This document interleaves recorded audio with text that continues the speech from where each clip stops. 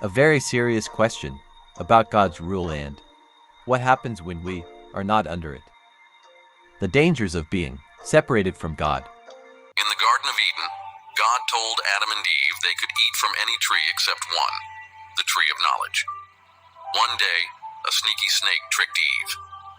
It said eating from the tree wouldn't kill them, but make them wise like God. Tempted, Eve ate the fruit and gave some to Adam.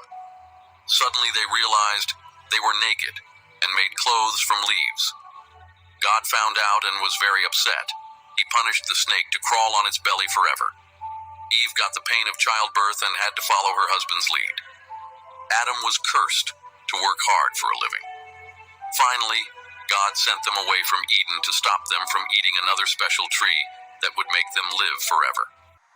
A godly father puts a tree of knowledge in the midst of the Garden of Eden.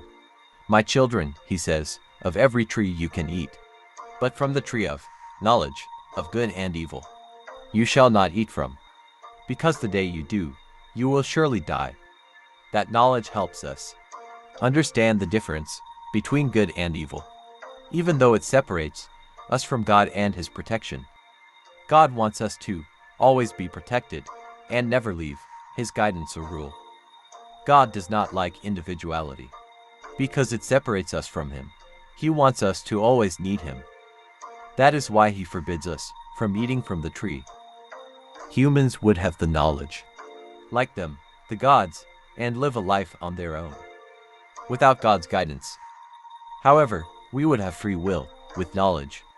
We would be knowledgeable to make decisions on our own. And the tree of knowledge had that free will imbued in its fruit. Was this God knowledge that the tree produced, the knowledge of the gods? A look at the Garden of Eden one more time.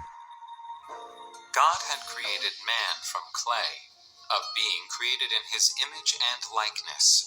His name was Adam, and God had created a place for him, His most special creation. It was the Garden of Eden. A lush vegetation, quite stunning to look at, had been made by God in that place, which also provided delicious food. The tree of life and the tree of knowledge were in that beautiful garden. The latter had the fruit of the knowledge of good and evil. One day, Eve walked by the tree of knowledge, where the serpent lived, the most cunning of the animals created by God, and the creature called the innocent Eve. Apparently, God said that you must not feed on the fruit of knowledge. And Eve said that God allowed Adam and her to eat of any fruit of the garden, except the forbidden fruit, and they would surely die if they did such a thing. You will certainly not perish. God knows that. By eating the fruit of knowledge, your eyes will be open and distinguish good from evil. Persuaded by the serpent, the temptation to taste the forbidden fruit was irresistible to Eve. The woman then tasted the fruit of the tree of knowledge and offered it to her husband. Noticing of eating from the tree of knowledge. Having knowledge makes us question God and His plans. You have to have knowledge to rebel against something. Also, you would have to have free will to decide to rebel against something. Cannot make decisions on your own without the free will to do so. Therefore, having knowledge and free will to act upon your knowledge, you can now rebel against God, and God has punished us for acquiring both knowledge and free will. And now I see God not wanting that for us. But whatever the devil was up to, he did seduce us into having free will and knowledge. Was the devil trying to help us because he knew it would separate us from God, so as for us to be able to live a life on our own, independent from God? Or did he have bad intentions? I know the devil doesn't like being controlled.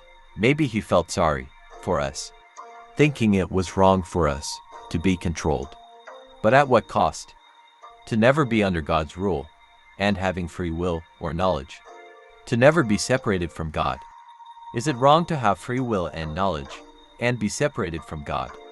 Or is it good to have knowledge and free will to be able to protect ourselves instead of being under God's protection? I know our human parents stress the issue of it being wrong to never leave their roof and live a life separate from them? Is it so different? Is it wrong to be on par with God, a threat to Him by having free will and knowledge, saying we were not meant to have God knowledge, the knowledge of good and evil, the knowledge of the universe,